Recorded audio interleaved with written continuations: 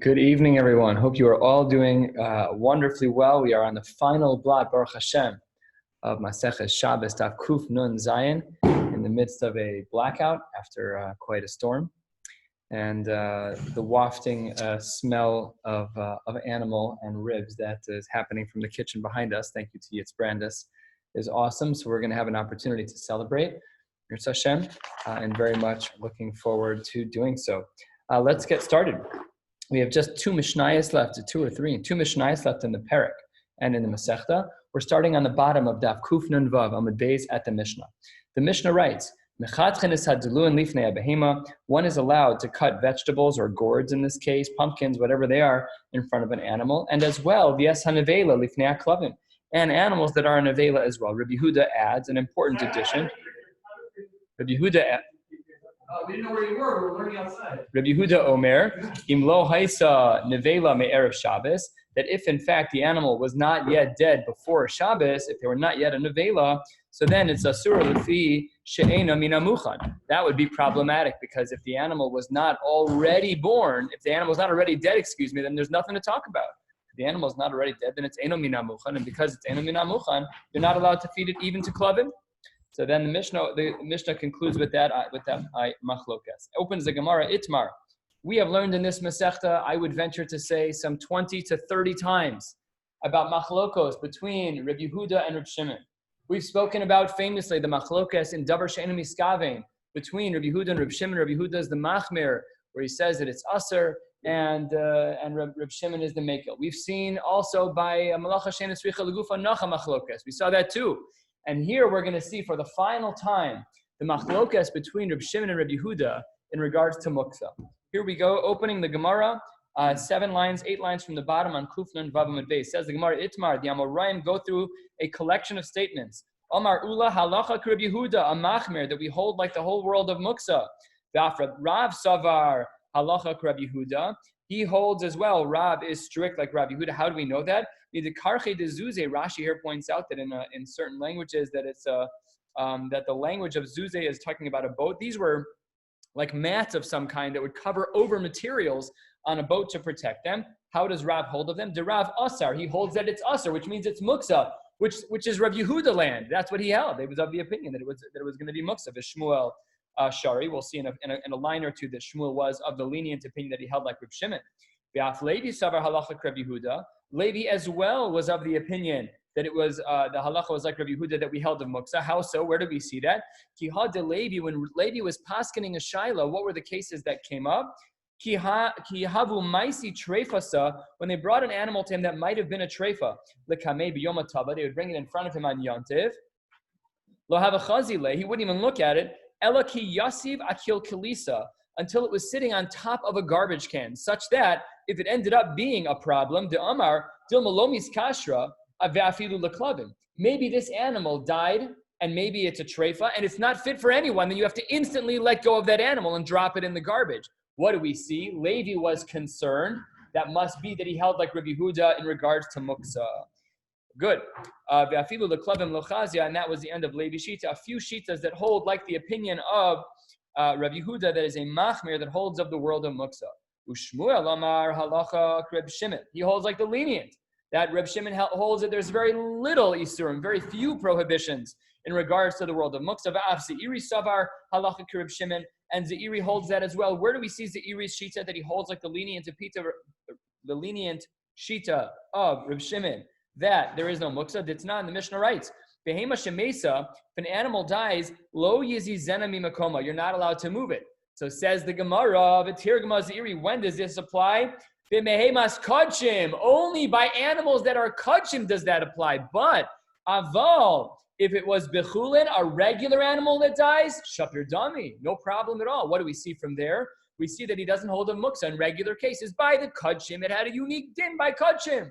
But by stam animals that die, the din is that it is not going to be considered muksa. So we see that Zeiri holds like the opinion of Reb Shimon Lekula that he does not hold of muksa. V'af Reb Yochanan Omar halacha Reb Shimon, and Reb Yochanan as well was of the opinion of Reb Shimon. Says the Gemara, I don't think so. Umi Omar Reb Yochanan hachi. Reb Yochanan held leniently like Reb Shimon. We've already seen this a couple of times in the Masechta. We'll see a few examples of it tonight. V'ha'amar Rav Yochanan halacha kistam mishnah. We know that the halacha is like a stam mishnah. Vitznan, turning to the top of Kuf Nun Zayin Amud Aleph, actually beginning the final blot, Baruch Hashem in Mevakin Eitzim Minakoros. We're not allowed to break away wood from a beam. Below Minakoros and Ish Rabbi Yom Tov. That's a stam mishnah. We see muksa. How can Rabbi Yochanan say he holds like Rabbi Shimon if the mishnah seems to say that it's all muksa? Says the Gemara, Rabbi Yochanan, how does he answer? Hahu Kareb Yosib Rabbi Yehuda Masnila. That mishnah, says Rabbi Yochanan, should have had the name of Rabbi Yosib Rabbi Yehuda, and it really wasn't a stam mishnah. That is how we solved that problem. Tashma, another question against the shita of Rabbi Yochanan. We have another stam mishnah. Maschilin ba'ari masateven. You're allowed to start lighting a fire with pieces of straw. But you're not allowed to use wood that is bimuksa, that's saved away in a specified place. Well, that sounds pretty black on white, like the shita of Rabbi Yehuda, not like Rabbi Shimon. So now we see a stam mishnah that's the other way. We see a stam mishnah that's like the shita of Rabbi Yehuda. So how can you say, Rabbi Yochanan, that the halacha is like Rabbi Shimon? Doesn't make any sense. Answers the Gemara, 5th line, Kuf Nun Zayin Amud Aleph. Hasam be'arze ve'ashuche. We're talking about special kinds of wood. It's cedar wood. It's expensive wood. Timuksa machmas chesron kis. And there, afilu Rabbi Shimon modeh that there is muksa in such a case. And even though that mishnah is stam, but everyone agrees to it because it's muksa machmas chesron kis. It's its own unique area that even Rabbi Shimon, who's the mekel, would agree that it's reasonable to hold a muksa in such a scenario. Let's try another time. Tashma. A brisa teaches us, a source in the Tanaim teaches us, they used to feed water to animals before they would shech them because it would make it easier to skin the animals. This is something that we learned many, many, many months ago. Let's see how far back it was. Le'el memhe. Okay, that's 110 plus blot ago, 113 blot ago. And we learned that they used to give animals water prior to shechita, made it easier to skin them. So says the Gemara, quoting this source in the Tanaim, Ein mashken v'shochten es hamidbarios. You're not allowed to give a drink to these animals and shecht an animal that's a midbaria, an animal that's wild. Aval mashkin v'shochten es habaisos. Baisos from the word bais. A domesticated animal, an animal that lives at home, and it's an animal like a cow, a goat, whatever it's there. That animal you're allowed to feed. You're allowed to give liquid to. So that's stam. What do we see? That animals are potentially going to be muksa. Says the Gemara, Rav Yochanan, stama acharina ashgach. You can't ask a question from there because I have one that conflicts with it, and it's another stam mishnah. Now, what is the feature of a stam mishnah? It's very simple. It has no author. Look at the first words of the next source.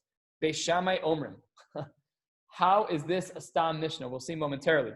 Beis Shammai Omrim, another Gemara that we already learned in the Masechta. Magbin me'ala shulchan atzamos uklipen.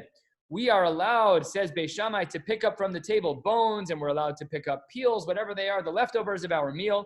Uveis Hillel Omrim mesalek es hatavla kula uminara. You're not allowed to touch them. You have to pick up the whole table in order to then shake it off. The Amar Rav Nachman said, Anu, how do we hold in regards to this machlokes?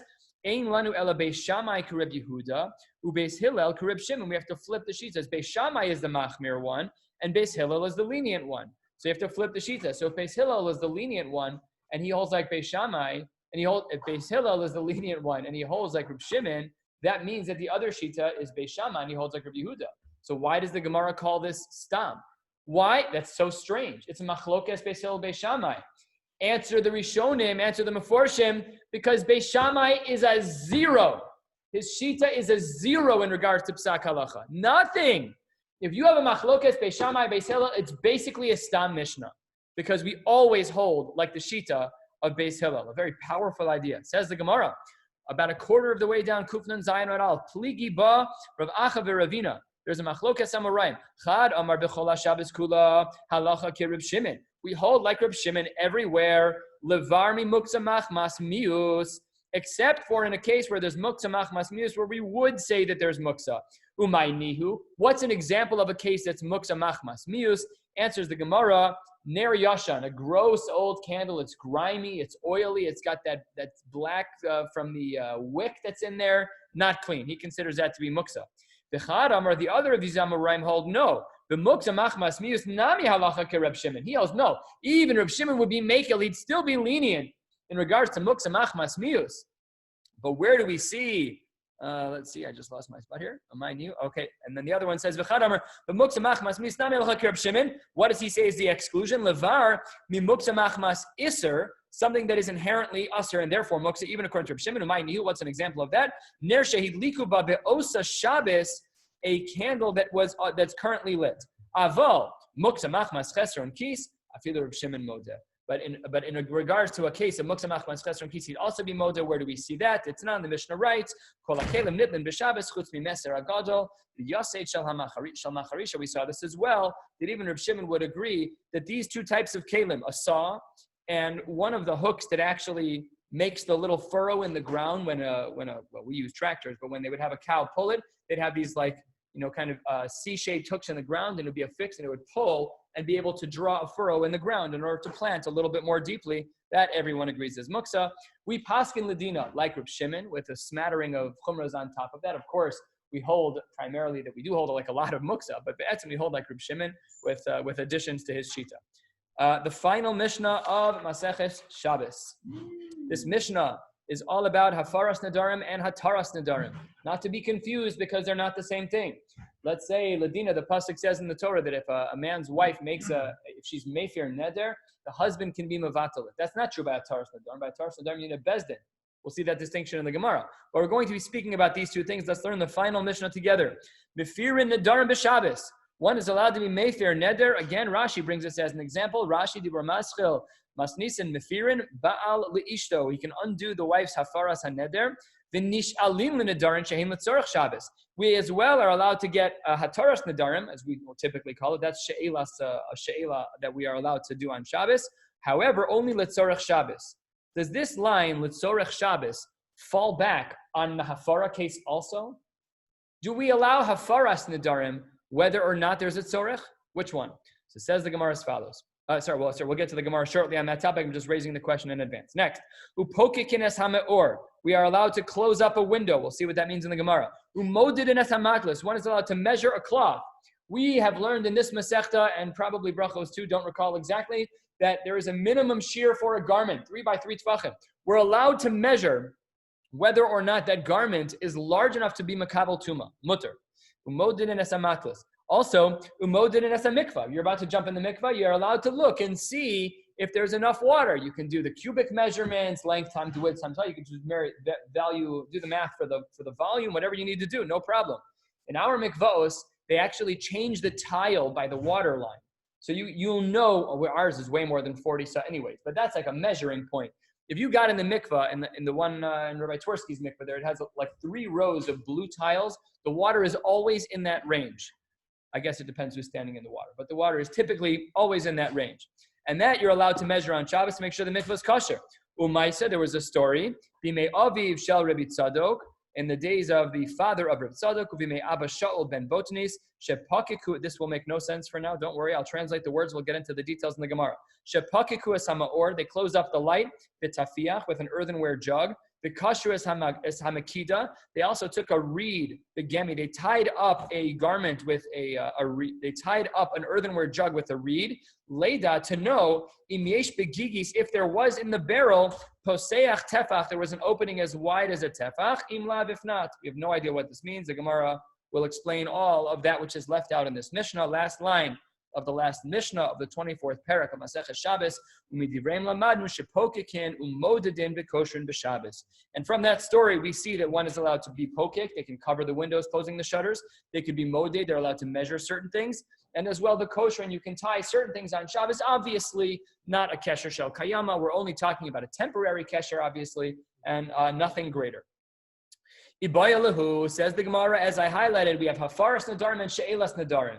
When the Gemara said that, when the Mishnah said that it is supposed to be only l'tzorach Shabbos, did that apply across the boards or only by she'elah? Let's see. Ibaylahu hafara, which is the example of a wife making a hafara and the husband being able to be mevatelet.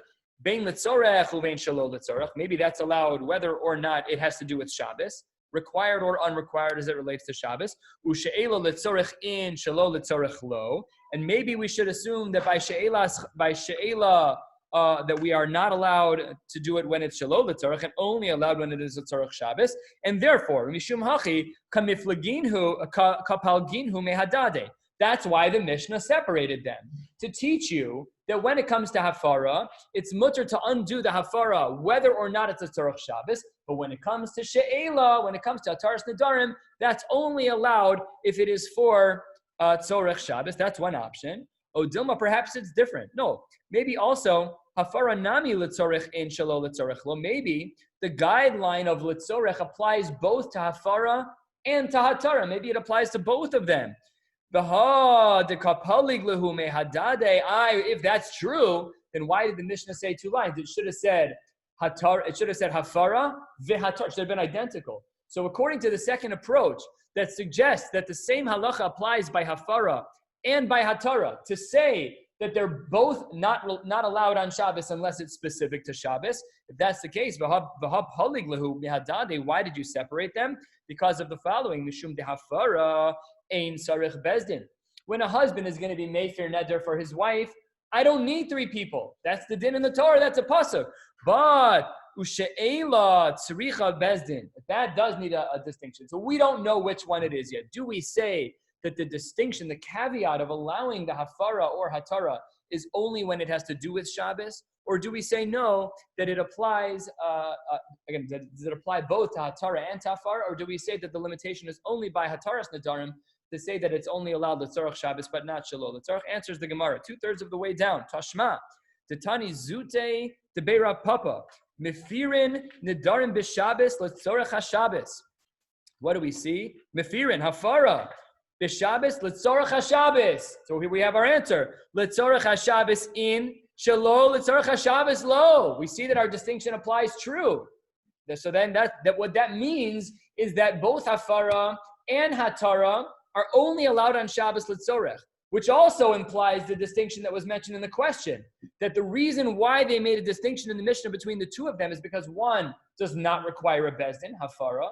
A husband can be mefer neder without a bezdin, and ataras nedarim, like as is our minhag, that we only allow when it is litzorech Shabbos. Lishna acharina. This gets into a subtle machlokes in the Tanoim, which we'll see in the bottom of the page. And the machlokes in the Tanoim is, how much time do we have to do hafaras nedarim? Let's say that someone's wife makes a neder. How much time do we have as the husband to be mefer neder? That's a machlokes Tanoim. We'll see in the bottom of the page. One shita says that it's me'es la'es, so 24 hours from the time that you learn about it, and the other says shkia sachama, huge nafkaminas.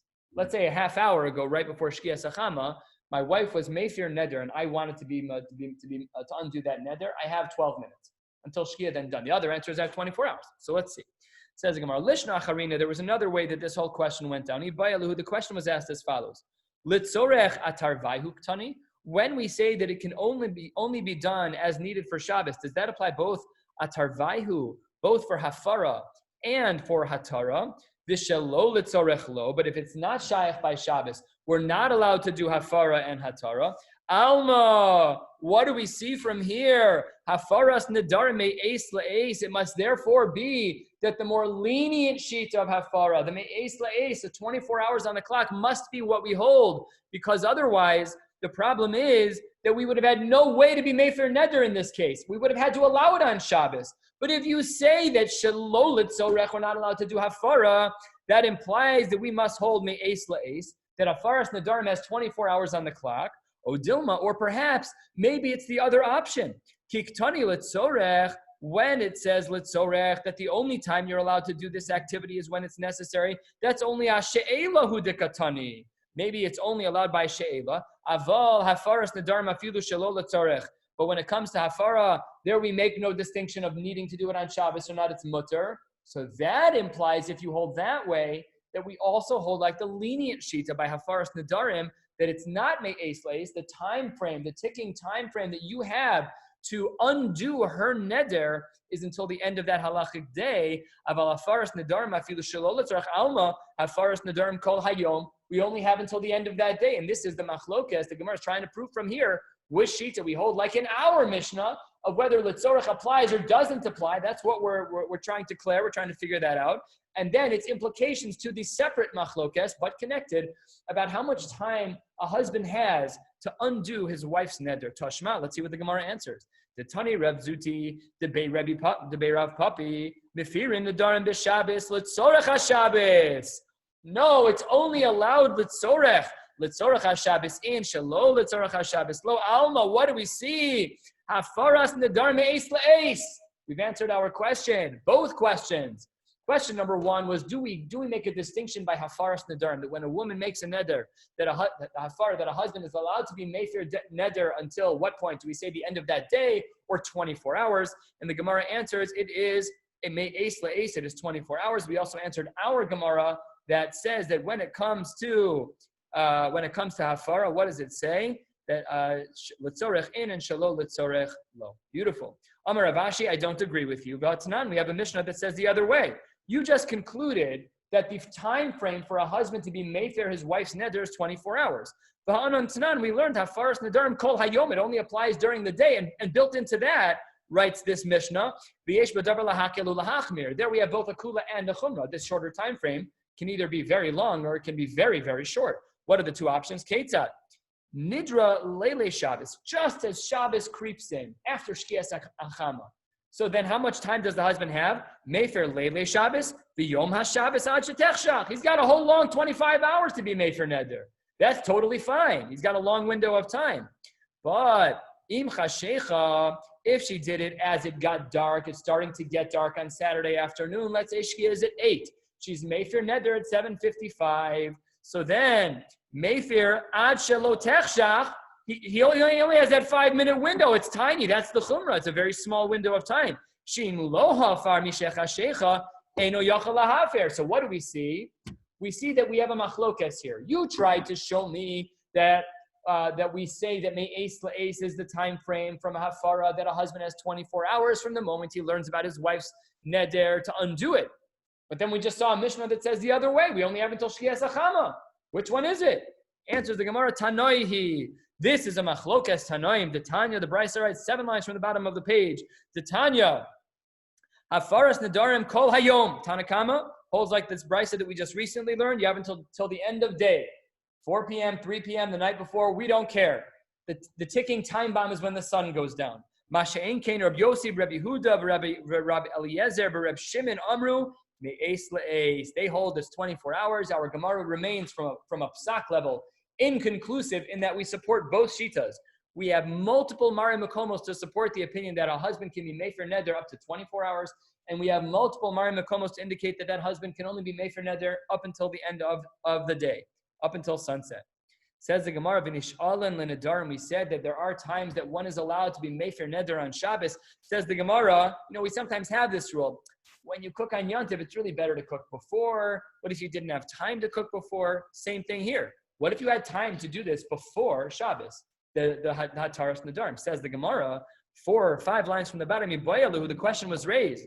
When we say that you can be Mashil a Neder, is that Kishelo Hayalo Pnai? Is that when you didn't have any time? And fine, you didn't have time. Okay, so we'll give you the green light. But Odilma Afilu Hayalo Pnai, well, you really did have time. We're still gonna. Which one is it? Do we require you to make an effort to do the Hataras Nedarim before Shabbos? Yes or no?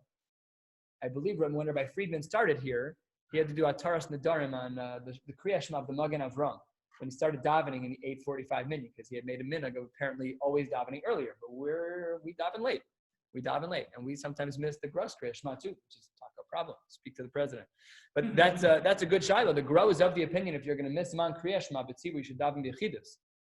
Most people don't paskin that way. That's a real sheet on the poskim. If you're a granik, nobody would daven at a 9:15 Shabbos morning minyan. They don't daven b'chidus. They come for Kriya Shema and Musaf. But you're not allowed to daven after. So we don't paskin that way, Ladina. We paskin that we hold like the Gro's Zman, but that you're allowed to say Shema beforehand. Some of the poskim say you really should say Zman Kriya Shema with its brachos. A good shiloh, taka, it's a good shiloh. But nevertheless, that is not what most people do. We just say the 3 paragraphs of Shema and we move on. Anyways, what is the din here? I don't even know how we got to that. What is the din here in regards to she'elas neder, whether or not you had time before Shabbos? Does that play a factor? Tashma, 4 lines from the bottom. The izikiku le rabbanon, the rabbis got involved in regards to the Rav Zutra berei de Rav Zera, the sharu le nidre. They allowed him to undo his neder, even though he had time to do it before Shabbos. The afal gav to havale pnai. what was this weird case in the Mishnah that we saw with the barrel and the tying the reed around an earthenware jug? What was going on there? So let's see what's going on here. Says the Gemara. That's a quote from our Mishnah, that we were allowed to cover the windows with a tafiach, with an earthenware jug, and then we could take a reed, we could take a gemi, and we could tie it around a smaller earthenware jug that was, as we'll soon see, a tefach wide. Amar Rav Yehuda, Amar Rab. Let me tell you what is going on here. A scenario we never would have pictured from the Mishnah. You have two houses that are very, very close to one another. We sometimes see this in our neighborhood. I'm talking about like shoulder width, like very small. There's a person who is lying down between those homes about to die, and that's the starting point here. Amar Rav Yehuda Amar Rab, Hilkatik Tana Haisa Ben Shnei Batim. There was a very narrow space between the two houses. The Tuma Haisa Sham, our final turn. Baruch Hashem. The Tuma Haisa Sham, and a person was about to die there and possibly to become Tameh. And what we don't see from the Gemara is that the gigis seduka munaches al gaban, spanning the top of the two homes. These are like the two walls, and on top of the two homes was a barrel, and that could generate tumas ohel of a mace and make both of the houses problematic. That's what's going on here. So it says the Gemara, the gigis seduka munachas al gaban. So what did they do to protect themselves? They covered the windows b'tafiach with earthenware jugs, because we know that earthenware jugs only become tamei mibifnim if it's not samidu psil, if it's not sealed. Fine, so you can close the windows. What else did they do? The kasharu es hamakida begemi. They would tie up a smaller earthenware jug with this reed, leida, to find out im yesh sham begigis poseach tefachim la, because the barrel had a crack in it. And if there's a crack in the barrel that's wider than a tefach, then there's no tumas ohel. So what they did is they took a reed and they wanted to kind of see if and they tied it to a small earthenware jug that was a tefach wide. They wanted to see if it would fit through the hole inside the barrel. And if it did fit through, then there could be no tumas ohel. Uncover the windows, no problem. Even if he dies, we're good. And that is what is going on in our Mishnah. It says the Gemara, the last sugya for the day. We learn shepokekinu modedin the kosherin b'Shabbos. The Mishnah writes that we learn from here that one is allowed to close the shutters. One is allowed to be moded. We learned a few examples of things that we're allowed to measure. The kosherin b'Shabbos, and as well we are allowed to tie certain knots. Of course, again, not kesher shel kayama. Ula ikla lebeiresh gelusa.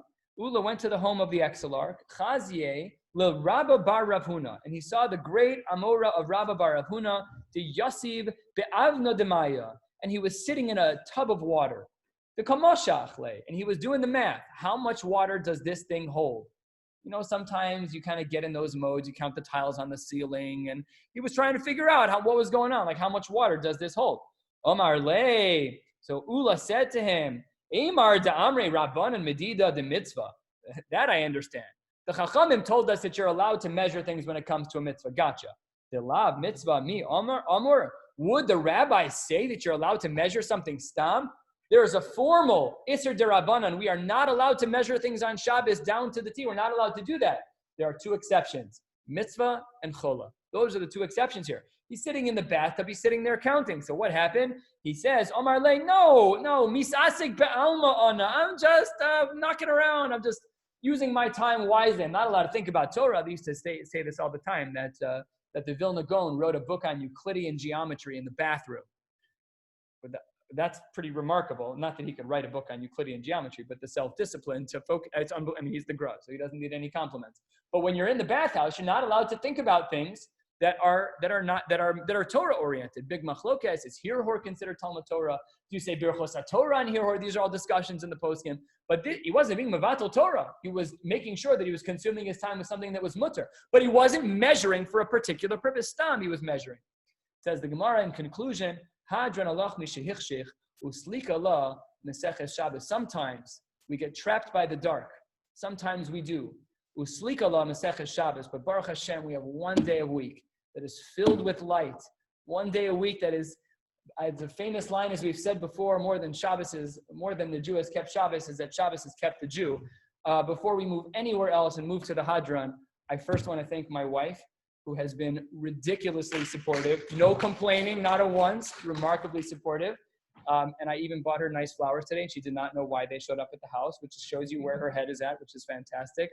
Just a very special thank you to her and to all of you who are the regulars, be it from here or far, and through the rarest of circumstances in Daf Yomi, where over 100 blot were from my living room with my impatient children sometimes running behind the camera.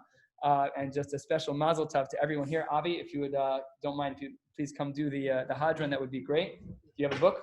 Yes. Okay. Dr. Stein. Okay.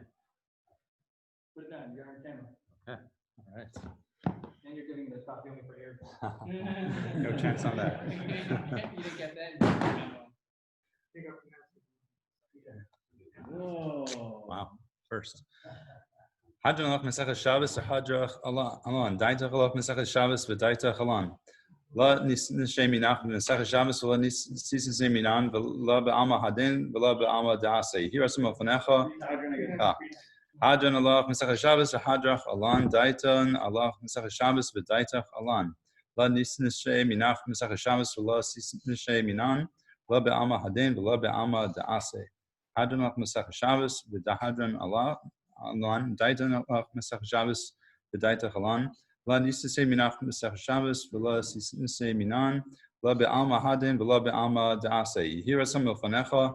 Adonai Eloheinu Elohei Avosenu Shetahei Sarescha Umanusenu Ba'olam Hazeh Usahi Manu Ba'olam Haba. Chanina bar Papa, Rami bar Papa, Nachman bar Papa, Achai bar Papa, Abar Mari bar Papa, Rafan bar Papa, Rachish bar Papa, Surchel bar Papa, Ada bar Papa, Daru bar Papa. Harabna Adonai Eloheinu Es Divrei Sarescha B'finu Vivios Amcha Beis Yisrael. Hine Kulanu Anachnu B'tzesoenu B'tzesoenu B'tzesei Amcha Beis Yisrael Kulanu Yodei Shemecha Lamde Sorasecha Lishma. Ne'oive techakmeni misrosecha ki le'olam hili. Yihili bi samin bechukecha leman lo evosh. Le'olam lo eshkach pikudecha kivam chiyisani. Baruch ato Adonai lamdeni chukecha. Amen, amen, amen, sela va'ed. Vadim anachnu lefanecha Adonai Eloheinu v'lei avosenu shesamta chalkenu miyoshe beis hamidrash.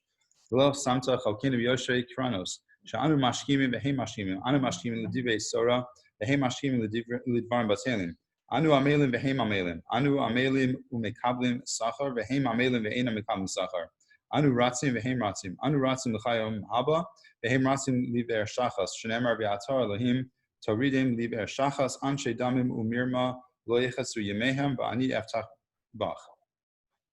Yihirasan milfanecha Adonai Elohai kishem azartani l'sayim Maseches Shabbos kin ta'azreni l'hastil Maseches usfarim achirim u'l'sayimam lilmod ulami lishmor lasus u'lekayim eskol devei samud torasecha b'yahava u'zechus kol hatanoi v'hamoraim v'samidei chachamim ya'amod li u'lezari shel samush haTorah mipi u'mipi zari v'zera zari ad olam v'siskayim bi v'his halachcha tanche osach v'shachmecha tishmor alecha v'hakitzosa hi tesichecha kivi yirbu yamecha v'yosifu lechashnos chaim orech yamim b'mina v'smola usha v'chavad v'nai oz lamo yitain Adonai yivarech zamo b'shalom.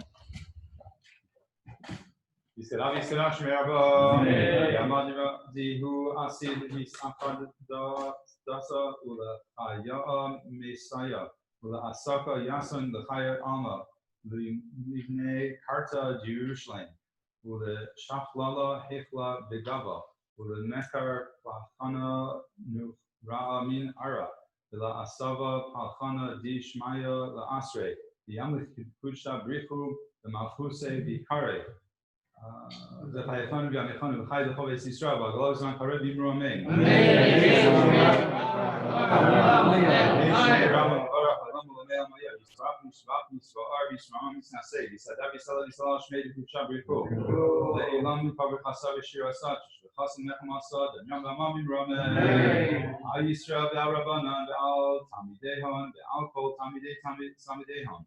Al command asking Oraisa, Diva Arts Asra Hadin, the Diva Kol Asar Basar, Yehe Lahon Ulakon Shamaraba, Pinam Kis, Abrahamin, the Chaim Arifin, Umizone Rubiche, Uberkana Min Kadam Abon Vishmaya, Vibruame, Yehe Shamar Mishmaya, the Chaim Aleda, Poisra Vibruame. Ose Shalom Bimama Abu Ibrahim Yasser Shalom Aleinu Ve'al Kol Yisrael Bimroam.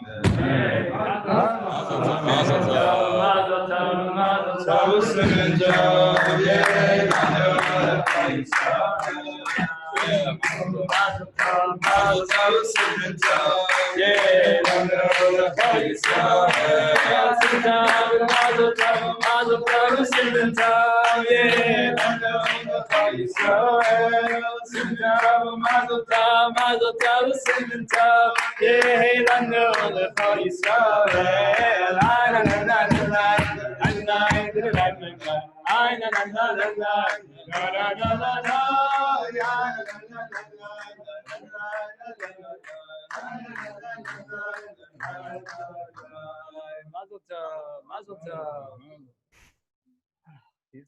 Something smells good. Something smells really good. Not you. We have to thank Yitzhak for that. Yeah, mazel tov everyone. To be mamshech, keep on going. Erevin is a tough one, but it's no better feeling than finishing that one. Halavai, Hashem, to celebrate together the Siyum HaShas. Very, very Hashem, amen, amen. Mazel tov. Mazel tov.